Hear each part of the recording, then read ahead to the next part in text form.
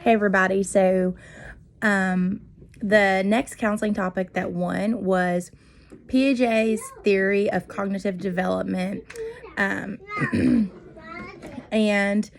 y'all, if you have not ever been in a Foundations of Education class, or if you've never been in counseling classes, which I'm sure a lot of you haven't, I'm just gonna, it's not boring at all. It's very interesting.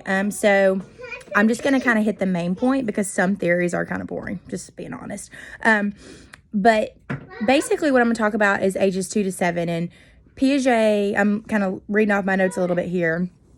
So Piaget is a theorist, and anyway, his theory is from age 2 to 7 that a child is in what we call the pre-operational stage. Let me just kind of read what it says. It says, a child evolves from one who functions primarily in a sensory motor and who is thinking through actions. So there's really two big parts of this. So it's called representation and egocentrism. And when you represent, basically, it's what we're talking about. It says ability to represent objects and events. So when I say that, we're talking about kids that are 2 to 7 have symbolic play. They draw. They can see mental images, photographs, things like that. But what really stood out to me, because I've studied all of these, and now that I have kids, this is totally different.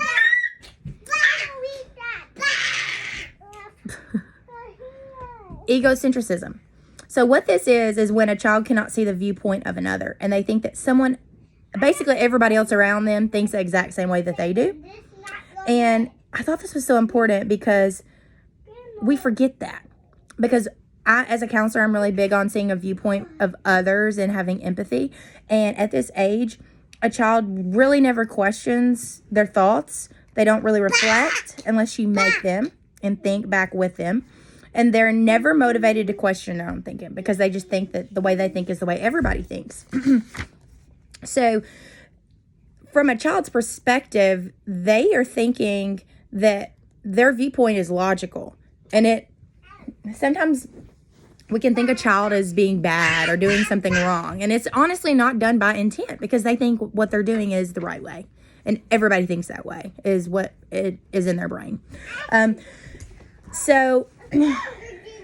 Hey, Stella. So I think the biggest thing for me is ages 2 to 6 years old, their language and social behavior is largely egocentric. So what you need to remember is that your 2, 3, 4, 5, even 6-year-olds cannot see a viewpoint from another. So you can't say, put yourself in their shoes. They don't really grasp what you're telling them to do. Yeah, I've got tangles in my hair. I'm sure you just saw some of them. Okay. Okay. So, y'all, I'm almost finished. Okay. Okay, hang on.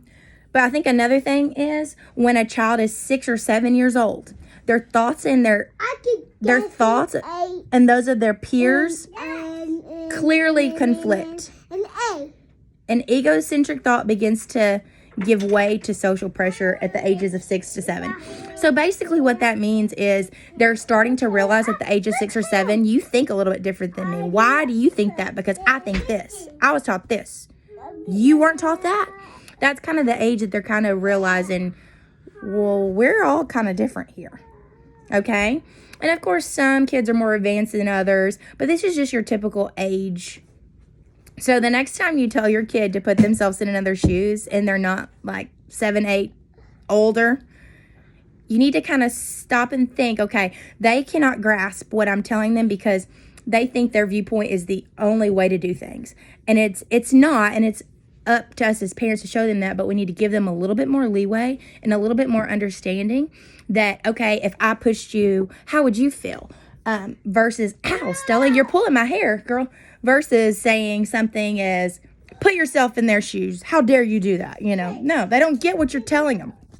But when you say, okay, what if I push you? How would you react? Would you be sad? Would you be happy?